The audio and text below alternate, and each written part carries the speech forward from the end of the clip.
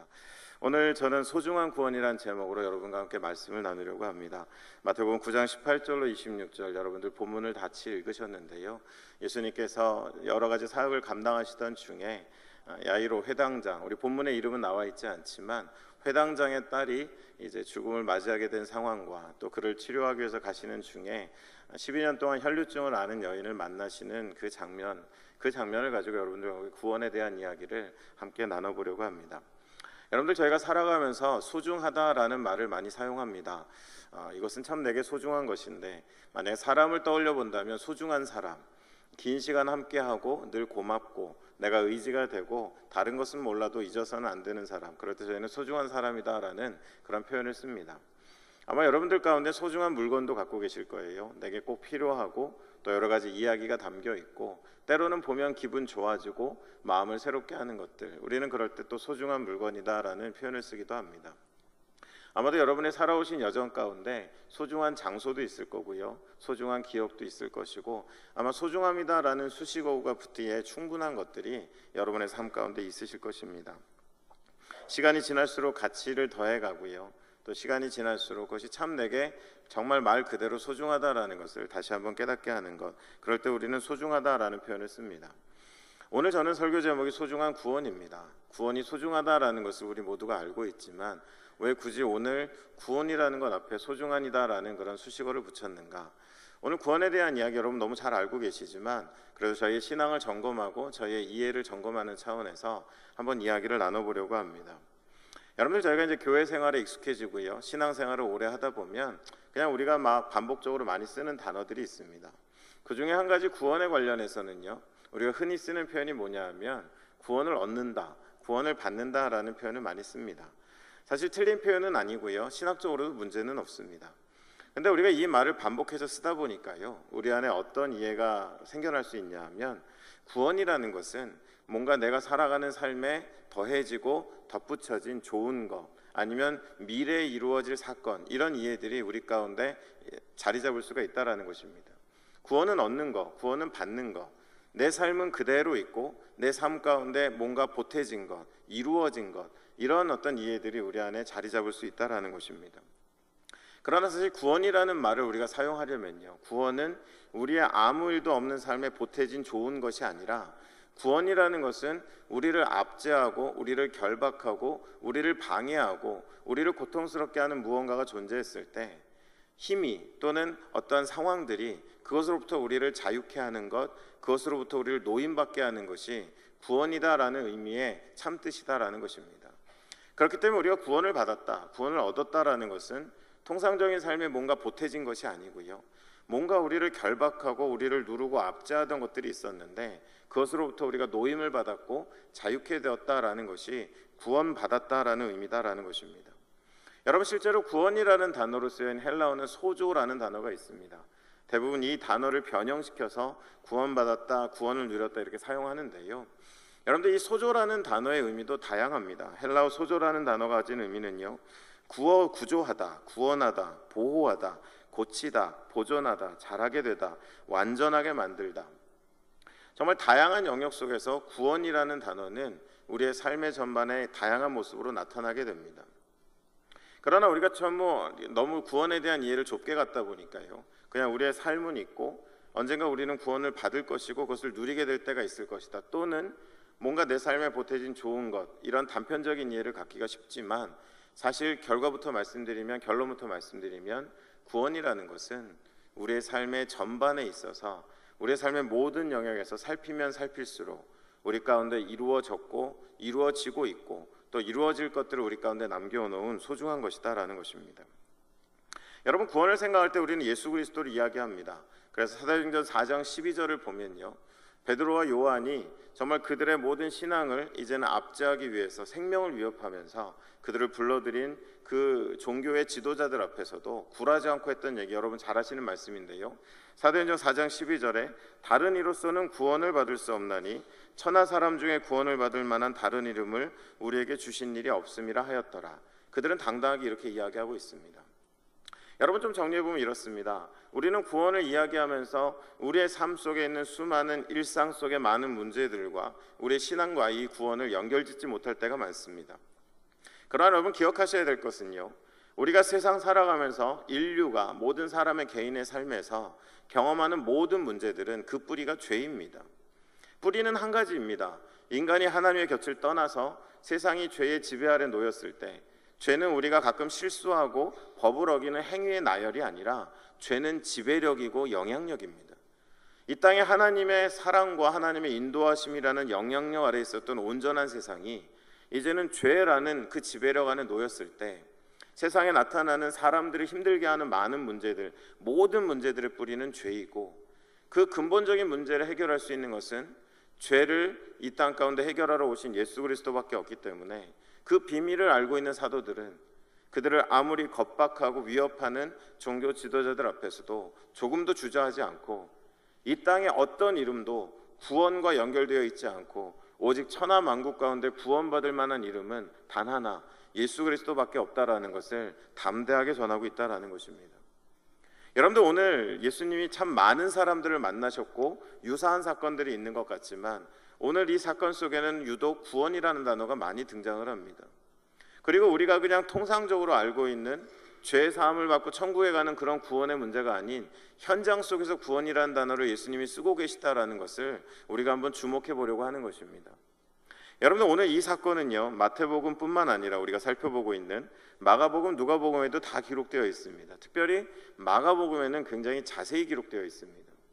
오늘 등장하는 12년 된 혈루증을 앓고 있는 그 여인의 형편도 마가는 굉장히 상세하게 기술하고 있습니다.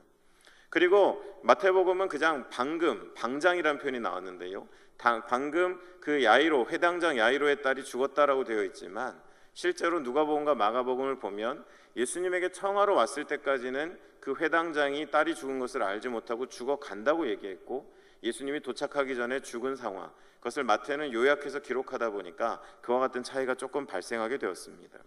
그러나 우리가 주목할 것은 구원이라는 단어입니다. 적어도 여러분, 오늘 본문을 통해서 저는 오늘 우리가 우리의 살아가는 생 속에서 꼭 기억해야 될 구원, 무엇으로부터 우리를 압제하고 있고 우리를 누르고 있는 무엇인가로부터 누려야 될 그 구원에 대해서 세 가지 면들을 여러분에게 함께 나누고자 합니다. 여러분, 첫 번째로요, 우리가 누려야 될 구원이 있습니다. 그것은 뭐냐면 바로 거짓으로부터의 구원입니다. 세상에 만연한 많은 거짓말로부터, 거짓된 사실로부터의 구원을 우리는 기억해야 합니다. 여러분, 오늘 본문 말씀 가운데요, 20절, 21절 말씀인데요, 우리가 한번 한 목소리로 20절, 21절 한번 같이 읽도록 하겠습니다. 함께 읽겠습니다. 12해 동안 혈루증을 앓는 여자가 예수의 뒤로 와서 그 겉옷가를 만지니 이는 제 마음에 그 겉옷만 만져도 구원을 받겠다 함이라. 여러분, 예수님의 곁에, 예수님의 행록 가운데 한 여인이 다가옵니다. 그 여인은 예수님의 옷자락을 잡는데요, 그 옷자락을 만지면 내 병이 낫겠다라는 믿음을 갖고 있다고 했습니다. 근데 여러분, 이 여인의 형편이 아까 마가복음에 자세히 기록되어 있다고 말씀드렸는데요, 마가복음의 내용 가운데 5장 24절로 34절에 보시면 이 상황들이 기록되어 있는데요, 그 가운데 제가 이 여인의 상황을 상세하게 설명하고 있는 구절 한번 읽어드리겠습니다. 여러분, 26절에 어떻게 되어 있냐면요, 많은 의사에게 많은 괴로움을 받았고 가진 것도 다 허비하였으되 아무 효염이 없고 도리어 더 중하였던 차에 27절에 예수의 소문을 듣고 무리 가운데 끼어 뒤로 와서 그의 손에 손을 대니 이렇게 되어 있습니다.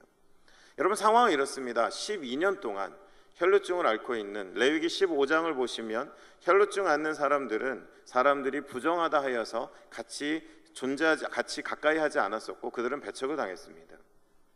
그랬던 혈루증 앓는 12년 동안 혈루증 앓는 여인이 어떤 형편이었느냐, 사람들이 그에게 다가온 거예요. 낫게 할 수 있다고. 의사들을 찾아갔고 사람들이 권하는 방법들을 사용했지만 병이 나은 것은 아니고 오히려 그가 가진 소유를 다 탕진하고, 더구나 몸은 이전보다 더 좋지 않아진 상태 가운데 오늘 이 본문에 등장을 합니다. 여러분, 제가 왜 처음으로 거짓이라는 것부터의 구원을 이야기하게 되느냐, 여러분, 오늘날에도 이 예배 공간 안에도 의사 선생님들도 계신데요, 그래도 오늘날에 좀 훌륭한 의사 선생님들이 계신가 하면 좀 훌륭하지 못한 분들도 계시죠.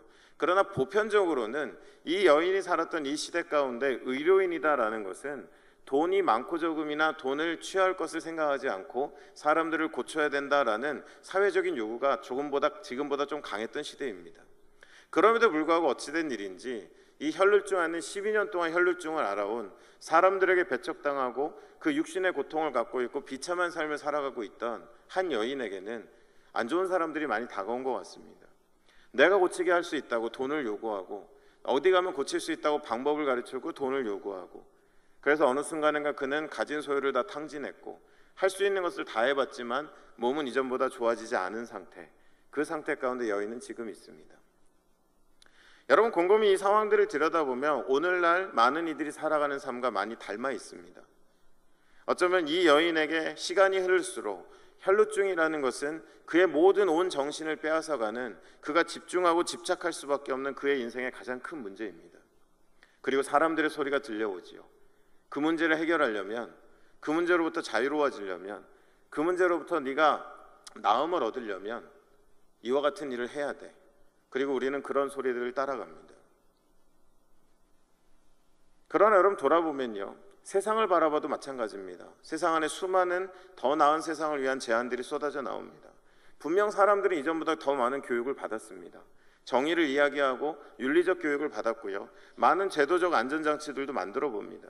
복지도 해보고요, 이전보다 전 세계가 경제적으로 부해졌다라고 하고 그 부를 쏟아붓기도 하지만, 여러분, 세상은 어떻습니까? 마치 한 번 고장난 기계처럼 이전보다 나은 환경도 살기 좋은 세상도 아닌 것입니다. 개개인의 인생 속에서도 우리의 마음을 빼앗는 많은 문제들이 있지만, 우리는 그 문제들을 해결할 수 있을 것이다 라는 세상에 들려오는 많은 이야기들 속에 우리의 시간을 쓰고 우리의 노력을 쓰고 우리의 물질을 쓰고 우리의 모든 에너지를 쏟아붓지만, 세상이 우리에게 이야기한 수많은 그 거짓 속에는 우리를 자유케 하기보다는 또 다른 문제 속에, 그 문제를 해결하는 방식 속에 매몰되어서는 다른 것들은 보이지 않는 삶으로 우리를 점점 몰아간다라는 것입니다. 여러분, 신앙이라는 것은 무엇일까요? 저는 이렇게 한번 생각해 봤습니다. 신앙이라는 것은 얼마나 교회를 열심히 나오고 얼마나 많은 헌금을 하느냐, 얼마나 높은 직분에 있느냐의 문제가 아니라 정말 중요한 사실 한 가지는 어떠한 것이 그에게 진정한 현실이냐의 문제입니다. 여러분, 저는 그런 얘기 많이 듣거든요. 현실적인 문제에 부딪혀서 신앙이, 어떤 신앙적인 헌신이 불가능하다라는 이야기를 참 많이 합니다. 여러분, 신앙은 뭐냐면요, 내가 현실이라고 믿고 실제라고 믿고 우선이라고 믿는 것이 뒤바뀌는 것입니다. 이 땅의 사람들이 현실이라고 말하고 실제라고 말하는 것에 우리도 같이 갇혀버리면 우리는 가진 것을 다 탕진하고 소진하는 한 여인의 여정과 같은 그런 길을 걸어가게 됩니다. 여러분, 성경에서 보면요, 모세에게 하나님이 찾아오십니다. 그에게 하신 이야기는 내 백성 이스라엘을, 430년 동안 종되었던 이스라엘을 애굽 땅에서 이끌어내라는 것입니다. 근데 여러분, 모세에게 그 당시의 현실은 무엇입니까? 이제는 내가 이전과 같지 않고 80세의 노구에 말도 어눌하고 내가 어떻게 바로라는 위대한 강력한 왕 앞에 가서 그 430년 동안 종되었던 수백만의 이스라엘 백성을 이끌어낸다? 적어도 그 순간에 모세에게는 이것이 현실이었습니다. 그러나 하나님의 부르심에 반응하여 나아가는 모세에게는 그를 통해서 이루시는 일들은 애굽 땅을 지배하는 10가지 우상을 무너뜨리시고는, 바로를 엎드러뜨리시고는, 약속하신 대로 말씀하신 대로 모세라는 작고 작은 인생을 통해서 수백만의 이스라엘 백성을 그 땅 가운데 이끌어내시는, 적어도 하나님의 것이 아닌 세상 안에서 그에게는 내게 힘이 없고 소유가 없고 내가 상대할 자가 너무 강하다라는 것이 현실이었지만, 하나님에게는 그 모든 어리석은 것들을 파하고 그 백성을 구원하시는 것이 하나님의 길을 따라가는 사람들을 준비하신 진정한 현실이었다라는 것입니다. 여러분, 골리앗 앞에선 다윗을 기억하시지요. 대부분의 사람들에게는 어린 소년의 손에 들려진 5개의 돌과 그리고 전쟁의 신이라고 불리우는 3m 체구를 가진 골리앗과 맞서야 되는 싸움이 현실이었을지 모르겠지만, 하나님의 기름 부으심과 하나님의 사심을 기억하는 다윗에게는 두렵지만, 너는 창과 검으로 내게 오지만 나는 사시는 여호와의 이름으로 내게 나가노라 이야기하며 또 다른 현실 안에 반응하는 것들을 보게 됩니다. 여러분, 부활하신 예수 그리스도를 아직 경험하지 못한 제자들은, 그들의 현실은 다락방에 가져서 요한복음 20장에 나오는 것처럼 세상을 향해 열려있는 창을 모두 닫고는 모여서 세상 유대인들을 두려워하고 있었지만, 그들이 부활하신 예수 그리스도를 만나고 그들을 아버지께서 나를 보내신 것 같이 내가 너희를 보낸다라는 예수 그리스도의 보내심의 성령 충만함을 받았을 때는 그들에게 현실은 이제 더 이상 유대인에 향한 두려움이 아니라 하나님의 뜻을 이루기 위한 증인의 삶이었다라는 것입니다. 여러분, 성경은 기록하고 있습니다. 예수님께서 모든 민족이 보도록 그 정한 때에 하늘 가르고 왕으로 이 땅으로 임하실 것을 성경은 우리에게 가르쳐주고 있습니다. 여러분, 그날을 고대하십니까? 그것이 여러분에게 현실이십니까? 아니면 그것은 그저 우리의 종교적인 감성을 자극하고 잠시 잠깐 우리의 마음을 현실에서 분리해서는 정서적인 위안을 주기 위한 종교적인 표현입니까? 아니면 우리에게 도래할 하나님의 나라이고 하나님의 현실입니까? 여러분, 신앙은 현실을 뒤바꾸는 것입니다. 이 땅에 존재하는 것들은 우리가 잠시 잠깐 머물렀다 가는 것이고 풀은 마르고 꽃은 시들지만 하나님의 말씀은 영원히 서겠다라는 것을 믿고 살아가는 것이 신앙입니다. 그러나 그것을 방해하는 것이 무엇입니까? 세상 안에 있는 수많은 거짓말들이죠. 잠시 잠깐 머무는 것들을 전부로 보이게 하고 우리에게 구원을 줄 수 없는 것들을 우리에게 구원을 줄 수 있는 양 행세하게 만드는 수많은 거짓말들. 여러분, 우리가 첫 번째 이루어야 될 것은 바로 그 거짓으로부터의 구원입니다. 여러분, 요한복음 5장에 예수님이 가시던 길에 한 38년 된 병자를 만나시죠. 베데스다 못 곁입니다. 여러분, 38년 동안 그 몸을 짓눌렀던 질병도 그가 갇혀있는 힘이었지만 더 무서운 힘은 무엇이었습니까?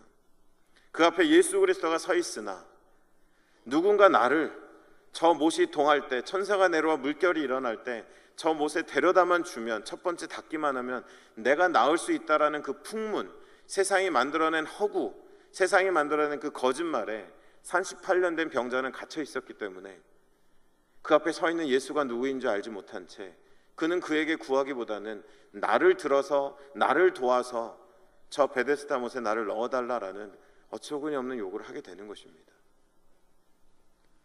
그래서 여러분, 요한복음 14장 예수님은 길이요 진리요 생명으로 이 땅에 오셨다라고 했습니다. 우리를 옥죄고 있는 수많은 거짓말들을 진리로 바꾸시고 그 거짓에 우리 안에 갇혀있는 삶이 진리로 인도함을 받는 것, 그것이 우리가 기억해야 될 첫 번째 구원이다라는 것입니다.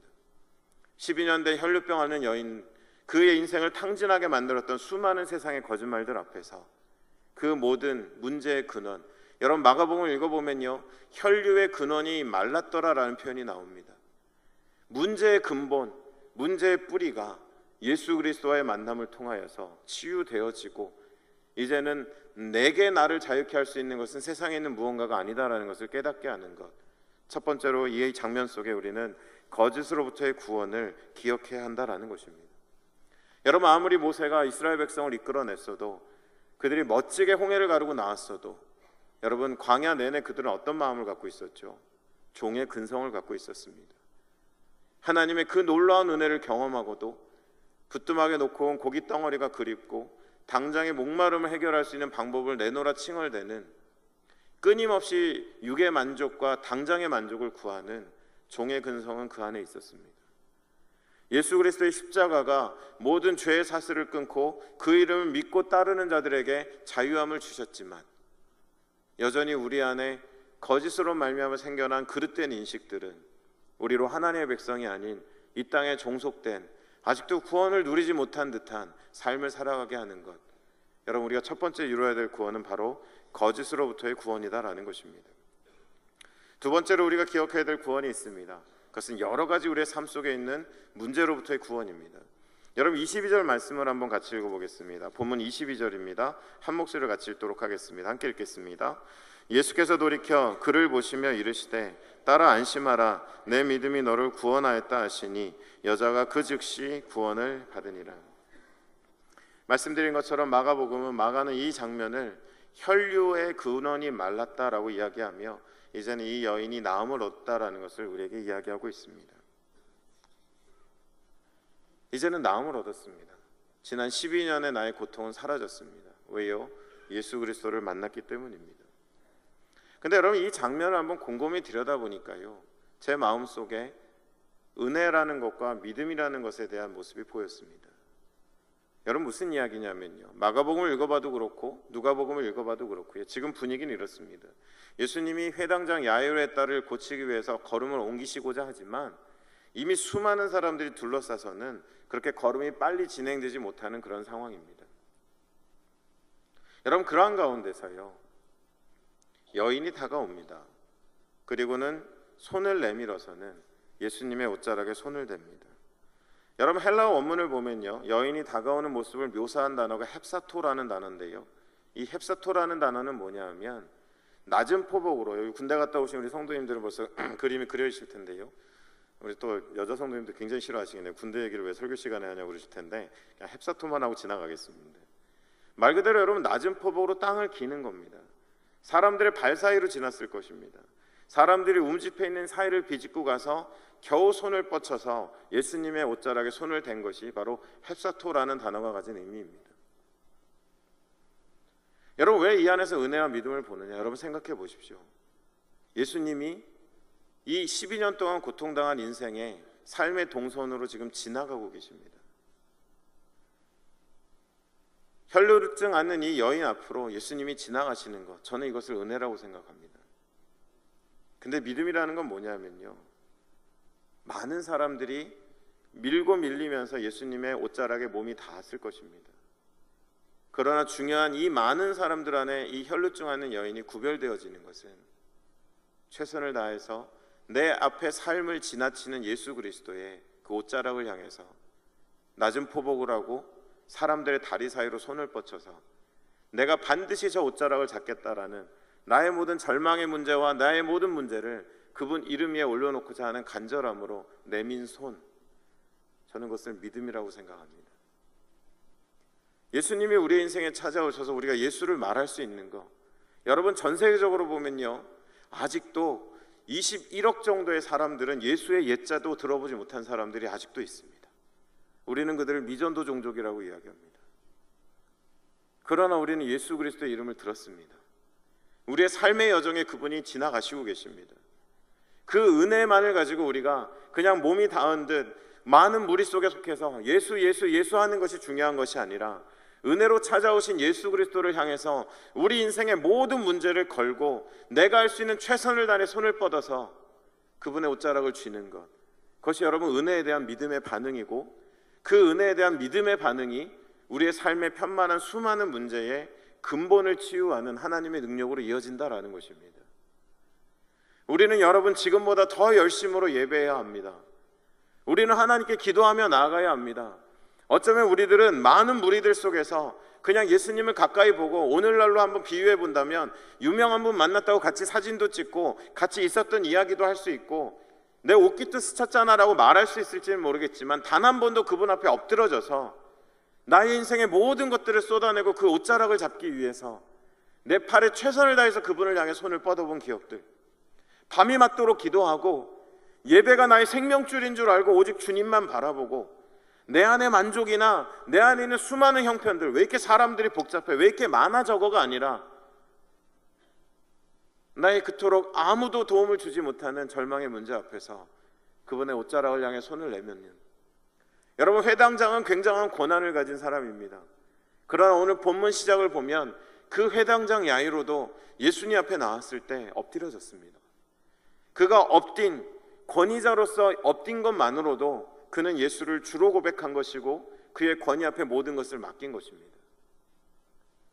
은혜가 예수님이 우리의 삶에 찾아오신 것이라면 믿음은 우리의 모든 것들을 걸고 그분의 옷자락을 잡기 위해 우리의 손을 내미는 것, 우리의 열심을 다하여 그의 이름을 부르고 그를 찾아가는 것, 여러분 그것이 믿음의 반응이고 하나님의 은혜가, 하나님의 능력이 우리의 많은 문제들 가운데 능력으로 풀어질 수 있는 길이다라는 것입니다. 여러분 교회가 조금 더 기도했으면 좋겠습니다. 저희가 조금 더 예배함에 정말 복잡하지 않고 이 예배당 안에서는 정말 오직 주만 바라보고 하나님의 임재 가운데 들어가기 위해 내 손끝이 그분의 옷자락에 닿기를 바라며 좌우 보지 말고 환경 보지 말고 오직 주님만 바라봤으면 좋겠습니다. 그런 문제가 해결됩니다. 여러분의 문제의 뿌리가 근원이 치유됩니다. 그래서 우리의 인식이 거짓말을 떠나고 우리의 문제의 뿌리가 치유됐을 때 우리의 삶 속에 예수 그리스도의 능력이 나타나게 되는 것, 이것이 진정한 주님의 백성이 이 땅 가운데 살아가는 삶이다라는 것입니다.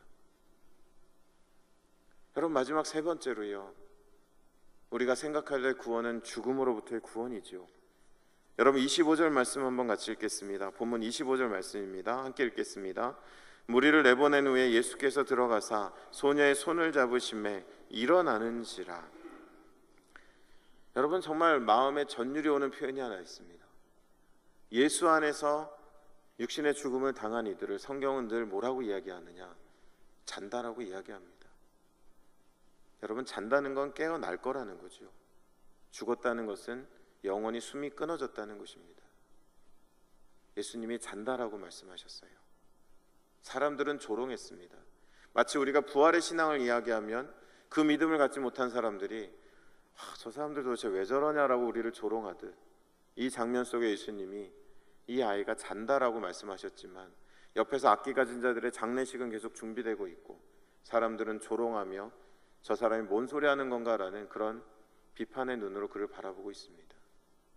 그러나 거짓말같이 그 손을 잡으셨을 때 예수님이 우리에게 전하시는 메시지는, 이제 이와 같이 예수 안에 죽은 자들은, 예수가 받고 예수가 바라보는 그 예수의 믿음 안에서 죽은 자들은 자는 것이고 때가 참에 깨어날 것을 우리에게 보여주고 계신 것입니다. 여러분, 고린도전서 15장 17절로 20절 말씀에 그리스도께서 다시 살아나신 일이 없으면 너희의 믿음도 헛되고 너희가 여전히 죄 가운데 있을 것이요 또한 그리스도 안에 잠자는 자도 망하였으리니, 만일 그리스도 안에서 우리가 바라는 것이 다만 이 세상의 삶뿐이면 모든 사람 가운데 우리가 더욱 불쌍한 자이니라. 그러나 이제 그리스도께서 죽은 자 가운데서 다시 살아나사 잠자는 자들의 첫 열매가 되셨도다. 여러분, 이것이 부활의 약속입니다. 그래서 우리는 죽음이라는 것이 가져다주는 유한함에 갇혀서 세상 안에 허덕이기보다는 죽음 너머의 삶이 현실이기 때문에 우리는 의연하게 이 땅을 살아가야 한다라는 것입니다. 여러분, 말씀을 정리하겠습니다. 여러분들, 오늘 이 장면 속에서 저는 이런 상상을 한번 해봤습니다. 여러분들, 12년 12살 된 한 아이, 그리고 12년 동안 혈류증을 앓은 여인이 공교롭게도 한 장면 속에 등장을 합니다. 여러분, 시간을 한번 12년 전으로 돌려보지요.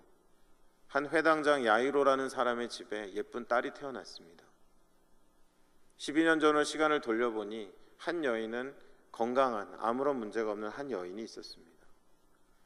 그러나 12년 후에는 그토록 예쁘게 어린아이로 기뻐하던 딸이 태어난 지 12년 후에는 그 가정에는 죽음의 그림자가 드리워졌고, 한 여인은 12년 동안 끊임없이 배척당하는, 아무도 공감해 줄 수 없는 부정한 여인이라는 오명을 싣고 살아온 12년의 세월이 쌓여 있었습니다.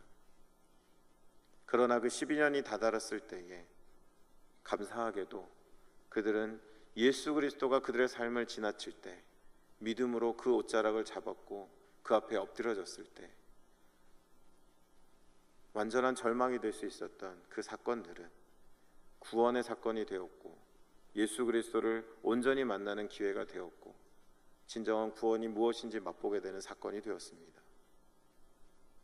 여러분, 우리는요, 지난주에 아마 야고보서 4장을 들으셨을 텐데요, 설교를. 우리는 내일도 보장 못합니다.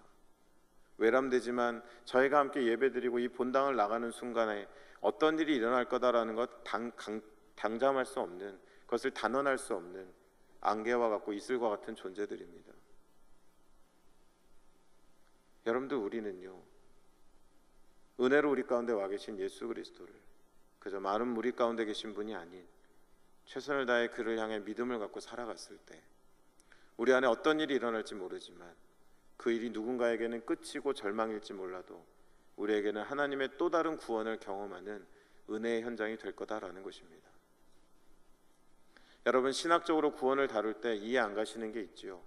구원은 예수가 이루셨고 또 이루어지고 있고 또 이루실 것이다 라는 이야기를 들으면 정말 뭐 이렇게 맨날 어렵냐, 헷갈리게 말 되게 좀 설명하지, 뭐 이런 경험들이 있으실 것입니다. 근데 여러분, 이것은 말이 됩니다. 모든 문제의 뿌리가 되는 죄, 그 죄의 권세를 꺾으신 것, 단번에 이루신 그 구원은 예수 그리스도께서 성취하셨고요, 이제 우리 차례입니다. 오늘 말씀드린 것처럼 여전히 우리를 거짓 가운데 두고 있는 우리의 묶여있는 인식들, 현실 아닌 것을 현실이라고 느끼게 만드는 우리의 관점들, 또 우리를 짓누르는 질병의 문제, 마음의 병, 또 세상이 주는 수많은 고통들, 여러분 이 모든 것들이 이제는 우리가 이루어가야 될 구원입니다. 예수 그리스도를 통해서 올바른 것들을 발견하고 우리의 문제를 다루고 이겨내고 극복하고 그 안에서 주시는 특별한 삶의 구원들을, 자유의 짜릿함들을 누리며 살아가는 것, 그것이 우리가 이 땅 가운데 이루어 가야 될 구원들입니다. 그리고 마지막 때에 말씀드린 것처럼 예수님이 다시 이 땅에 왕으로 오실 그때에 모든 세상을 내가 만물을 새롭게 하노라 말씀하신 그 약속을 성취하시는 그때에 우리는 완전함으로 모든 것이 완전해지는 그 구원을 누리게 될 것이다 라는 것입니다. 여러분, 구원이 소중한 이유는 이와 같습니다. 우리가 이루어야 될 구원이 너무도 많습니다. 그저 우리의 삶에 보태진 구원이 아니라 우리가 잘못 이해하고 있고 우리를 옥죄고 있는 수많은 거짓으로부터, 또 우리의 삶에 있는 문제로부터, 죽음이 가져다주는 한계성과 우리 안에 현세적인 그런 마음들로부터 여러분 구원을 이루어 가시기를 바랍니다. 또한 여러분, 이 구원이 소중한 이유는요, 우리만이 아니라 이것을 이해하고 세상을 바라보면 구원이 필요한 사람들이 너무도 많습니다. 가난 가운데 살아가는 사람들, 고통 가운데 살아가는 사람들, 여러분 IS와의 전쟁이 끝나고 이라크 모술이라는 지역을 탈환했다고 했지만 여러분 그 도시의 모습을 보셨습니까? 아무 건물도 남지 않았지만 그 도시를 떠났다 돌아온 92만 명은 살 터전도 없습니다. 그런 가운데도 제가 어제 기도 편지를 하나 받은 것은 그 와중에도 또 한 기독교인 청년이, 이라크 청년이 그 와중에 과자 공장을 열어서는 희망을 나누고 사랑을 전한다라는 이야기를 들으면서 여러분들, 구원이 소중한 것은 우리가 이 땅에 이루어야 될 많은 구원들이 남아있기 때문이고, 동시에 우리가 눈을 들어보면 세상에 구원이 필요한 사람들이 너무도 많은데 그들이 예수 앞에 나오면 12년 된 혈루증 환자처럼 모든 거짓에서 노임받고 그들의 문제 해결함 받고 주님 앞에 나올 수 있는데, 우리가 눈을 들어 세상을 바라보며 그 소중한 구원을 나누어 줄 수 있는, 그래서 오늘 말씀 가운데 마지막 26절은 짧게 이렇게 기록되어져 있지요. 널리 이 소문이 전해졌다라고 했습니다. 누군가는 또 듣게 될 것입니다. 아, 예수, 그 이름이 내 인생 앞을 지나갈 때 나는 내 인생의 모든 것을 걸고 그의 옷자락을 잡겠노라. 여러분, 이것이 하나님의 구원의 백성들이 전하는 복음이고 이 땅을 채워가는 하나님의 방식이다라는 것입니다. 사람들은 단정했습니다. 여인은 부정하고 영원히 배척당해야 되고 아이는 죽었고 모든 이야기는 끝났다고. 그러나 여러분, 기독교는 단정하지 않습니다. 절망하지 않습니다. 우리 예수님에게는 불가능이 없습니다. 우리가 그것으로 인해 우리의 인식의 자유를 누리고 세상의 문제에 맞서고 우리가 세상 속에 영원한 생명의 가치를 나누며 나아갈 때 우리는 절망보다는 희망을, 소망을, 그리고 예수님이 이루실 구원을 함께 바라보기 원하는 기대함을 가지고 이 땅을 살아갈 수 있을 것이다 라는 것입니다.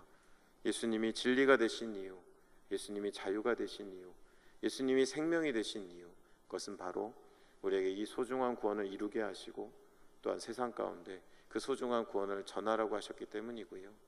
끝으로 한 가지 바라기는, 여러분들 우리 교회 공동체를 놓고 여러분 기도하실 때도 우리가 소망을 이야기하며 우리의 상황들만을 들여다보기보다는 이제 눈을 들어서 이 땅에 피로 값주고 사신 교회가 소망을 나누어주고 이 소중한 구원을 나눠줄 수 있는 이들 향해 우리가 나아간다면, 우리가 뭔가를 우리의 힘으로 온갖 거짓 안에 우리가 뭔가 고쳐내려고 하기보다 본분을 다하며 나갔을 때 참 은혜롭고 따뜻하고 정확한 하나님의 손길이 공동체의 구석구석을 만지시고 온전케 하실 줄로 믿습니다.